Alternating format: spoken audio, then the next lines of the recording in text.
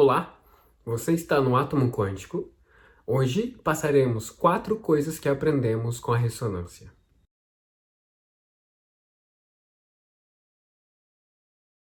Bem, primeiramente, desculpem novamente pelo boné. É mais por um corte de cabelo que deu errado. Sei que é antiprofissional, mas só para justificar que antes o boné do que o cabelo. Ok, para começar a conversa, vamos trazer um pouco o motivo, o que nós pedimos na ressonância, de que forma que essa informação impactou na vida. Bem, para vocês que assistiram os vídeos anteriores, lá no começo, quando eu comecei a gravar vídeos pro Átomo Quântico, viu que eu falava bastante, né, sobre as meditações pessoais, sobre as coisas.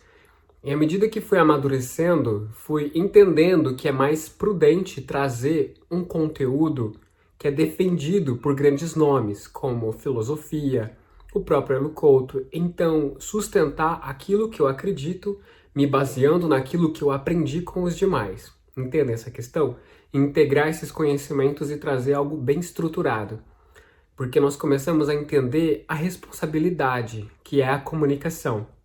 Então, por mais que nesse momento esse vídeo possa atingir poucas pessoas, ainda assim, aquelas pessoas que forem alcançadas vão sentir essa sugestão daquilo que está sendo dito aqui.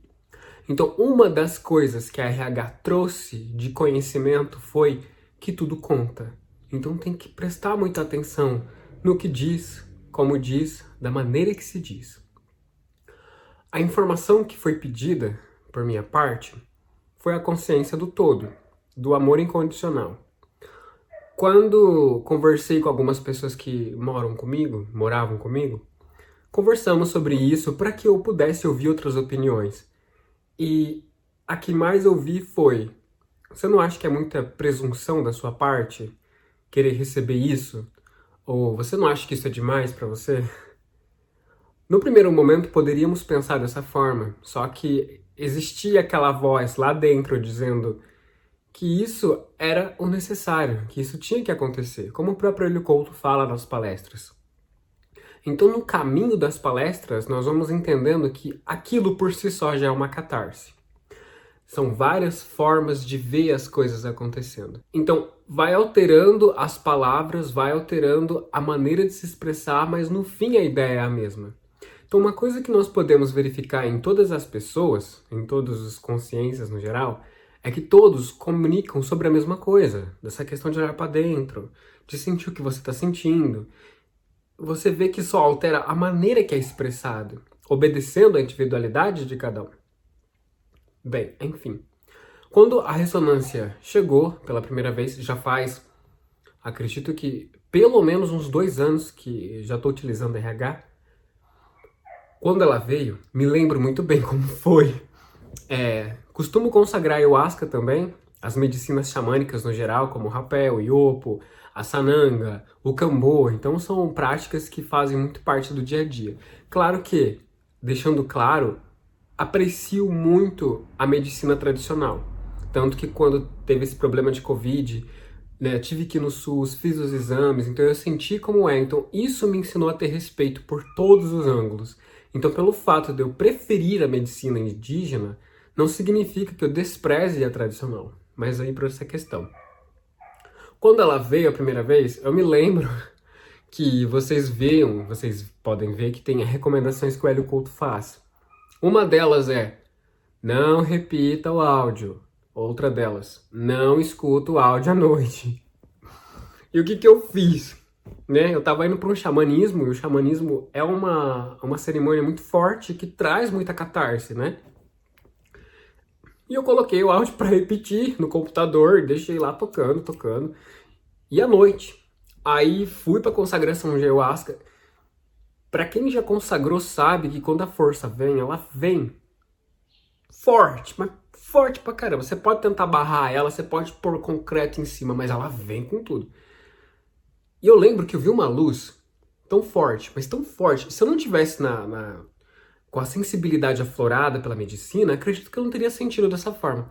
Mas ela veio com tudo. E eu lembro que meu corpo começou a tremer, eu comecei a ficar: Jesus, o que tá acontecendo? Eu peguei, chamei ajuda, falei: Na verdade, eu nem falei nada, eu não conseguia nem falar, porque eu lembro que eu segurava a terra como se fosse uma necessidade de eu me prender na matéria, entende? É como se eu tive uma sensação real que eu tava desencarnando. Claro que eu sei que hoje, né, é aquelas coisas, mas naquele momento pra mim foi muito real. E aquela foi a primeira a sacada que eu tive, de que existe um plano diferente desse aqui. E quando nós vamos tendo essas experiências, o nosso corpo físico ele tem muito medo. Então, por exemplo, quando você fala de uma projeção astral, o indivíduo começa a iniciar o processo, que ele sente a leveza do ser dele, o corpo começa a tremer e entra em apavoro e fala, o que está acontecendo? Aí ele cai de volta no corpo e acorda, levando um susto. Na verdade é um mecanismo de defesa, porque tem medo. E é algo absolutamente compreensível. Nós damos muita informação de medo para nossa mente e ela acaba agindo dessa forma. Bom, enfim. À medida que a ressonância foi vindo, foi trocando de frequência e tudo, eu fui ouvindo o que era para ouvir sempre. Uma vez por dia, por 90 dias. Aquelas coisas que ele mesmo fala. Então, através das medicinas e da ressonância, a integração entre as duas é algo incrível. Então, assim, poderia eu dizer que a minha expansão de consciência foi mérito meu. Mas a essa altura do campeonato, eu já entendo algo que a gente até comentou com vocês, que tudo o que sou, falando de mim, é um agregado de coisas que aprendi, de pessoas que me ensinaram, de pessoas que fizeram coisas para mim, sejam boas, sejam ruins, mas que somaram de todo modo. Então, em conclusão, nenhum conhecimento e nem nada me pertence. Nós somos canais que o conhecimento atravessa, mas não é de propriedade nossa. E essa é uma questão difícil de aceitar, de que existe um fluxo do universo, de uma energia que trafega em tudo, só que nós somos canais, não somos proprietários dessa energia. Controle emocional. Lembro que especialmente na adolescência, fui um adolescente muito instável, tive vários problemas, todo mundo tem seus problemas, mas na perspectiva de quem vive o problema, aquilo não tem solução, é um caso perdido, e é justamente isso que eu acreditava sobre a minha vida. Então nós vemos que os pensamentos, quando nós injetamos energia nociva nele, ele bagunça, é aquela coisa, é óbvio, isso é óbvio que você está falando, só que é tão óbvio e tão simples que nós não levamos tanto a sério essa questão. E eu lembro que no início, quando comecei a consagração das medicinas, a utilização da ressonância, todos os traumas foram pipocando e foram vindo para o consciente. Eu ficava, meu Deus, o que eu vou fazer com isso? O que eu faço? Aí você entende que tem que perdoar. Então, gente, você vê que são coisas que todo mundo diz. Perdoai 70 vezes 7, solta que vem, buscai primeiro o reino dos céus. Na teoria isso é perfeito, mas na prática é que o negócio pega. Então já diz, haja para que eu te veja. À medida que você anda, eu vejo o seu andar e com isso eu decido se vou com você. Então ordenar a mente é um processo que exige paciência, que exige dedicação, de você entender que cada dia vai vir um trauma diferente, vai vir cada vez mais fundo. Você vai se lembrar de coisas que você sente vergonha, que você sente raiva. E é aquela grande questão. Você tem várias saídas para essa questão. Resumindo em duas. Você pode sentir mais raiva ainda, sentir mais tristeza ainda por reviver aquela lembrança e se perder dentro dela ainda mais. Ou você solta. Você decide falar, eu perdoo, peço perdão por ter cometido esses problemas. E vai trabalhando essa questão desse perdão. Então, à medida que você exercita o perdão, essas forças vão vindo, esses pensamentos vão vindo, mas eles te atravessam e você não sente aquele baque. Então, a questão do controle emocional, nós podemos ver que, independente do que estiver acontecendo, você manter a sobriedade mental. Tá vindo um trauma, alguma coisa que eu sinto que me faz mal, que me faz sofrer, eu reconheço que isso existe, eu sei que isso está dentro de mim, eu aceito isso porque fui eu que criei isso. Só que eu estou focado no que eu estou fazendo. Então entra naquela questão também da meditação do aqui e agora. O problema existe, eu estou ciente dele. Mas eu vou resolvê-lo quando for um momento propício, se não for este um momento. Se for, me foco no que está acontecendo, o que eu preciso entender. E garanto para vocês que se vocês pedirem para o universo que mostre o problema, que mostre o que precisa ser feito, virá. virá através de alguém falando alguma coisa, de alguém sugestionando, de um filme, de uma série, de alguma coisa que seja. Esteja atento aos sinais. Paciência. Paciência é uma coisa que até hoje estou em processo de aprendizado. Não sei se vocês acreditam em signo, eu particularmente acredito na influência, na sugestão que eles têm sobre nós.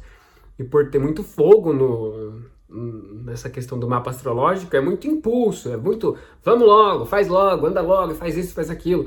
E às vezes as pessoas ficam, Eduardo, para, né?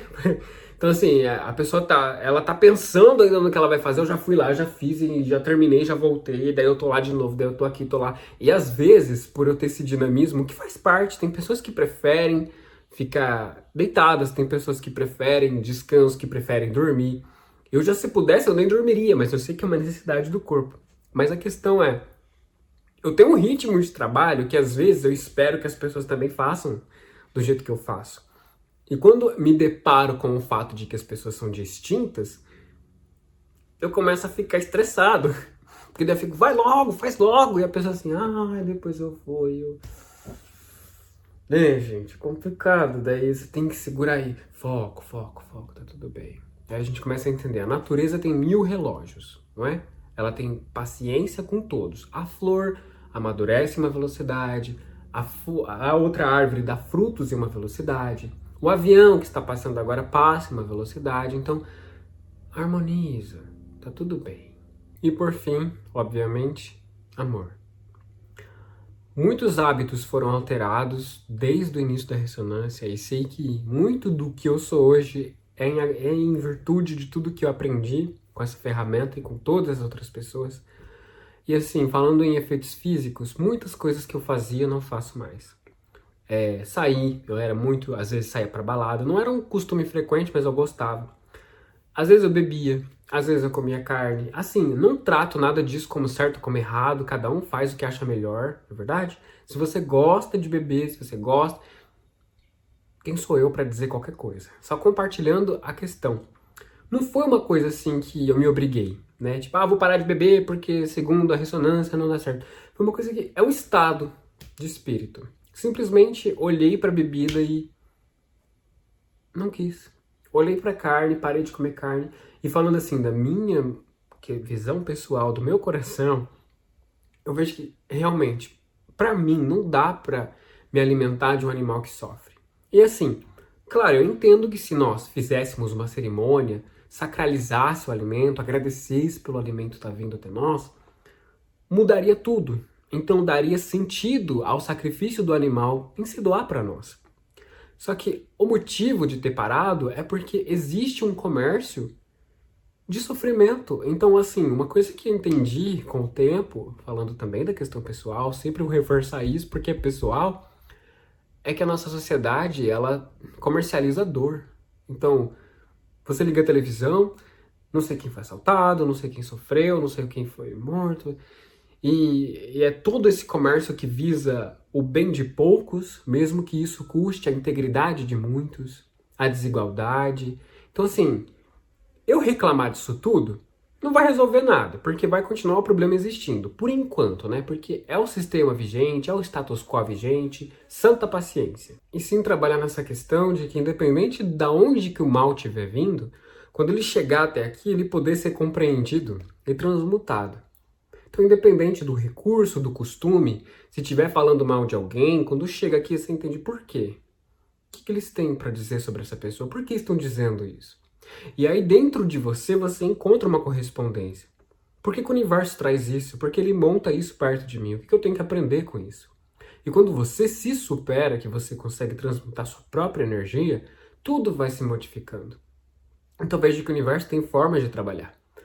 Falando dessa questão, né, desses pontos de montagem, nós podemos ver que quando nós mudamos nossa vibração, os indivíduos que nos circundam têm escolhas. Ou eles crescem conosco, ou nós somos realocados, somos transferidos de lugar. Transferidos de emprego, transferidos de casa, transferidos de tudo.